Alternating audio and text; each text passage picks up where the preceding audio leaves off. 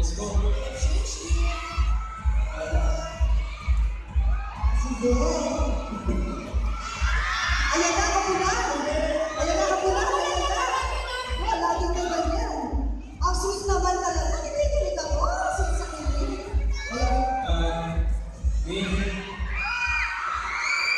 Big ko na ako sa sweetness mo. Pagkako ko siya.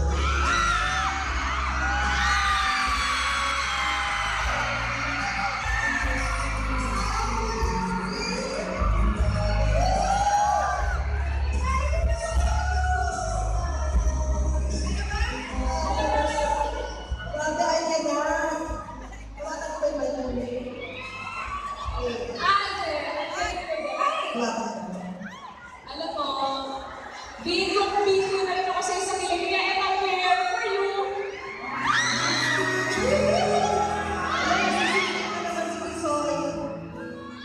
Nasisingit ka na naman. Ayan. Tapos, syempre, at the nation, hindi tayo dapat magmadali. Enjoy the journey of being friends first.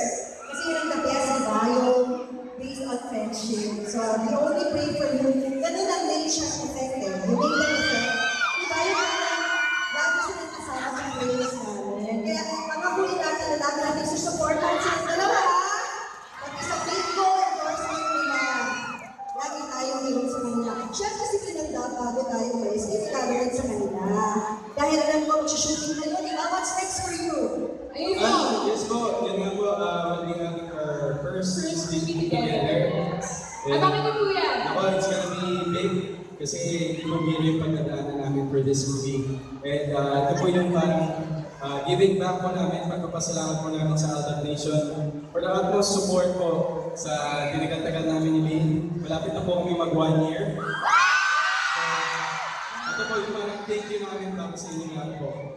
Kaya sana mapapakan niyo po dahil siya sigurado po ako na magugustuhan niyo po. Gagawin po namin yung best namin. Kikiligin talaga kami, super. Ito naman para sa inyong dalawa, dahil wala kayong pahinga, regalo ni Nilingkap sa inyo to. Huwag na natin pakita.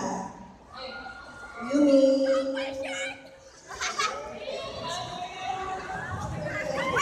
Ano na nakalagay sa t-shirt? Ano nakasulat? Pahingi ka, pahinga. Tapos, yung promise mo na bibigay mo kay May. Uy, ito, may notebook.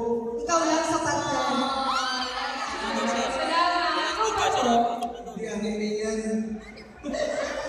And lastly, since pinagdarasal sa kailangan, thank you, Mimi, very appreciative ko sa mga supporting sa binibigay sa'yo. Pinagdala ka diba sa Japan?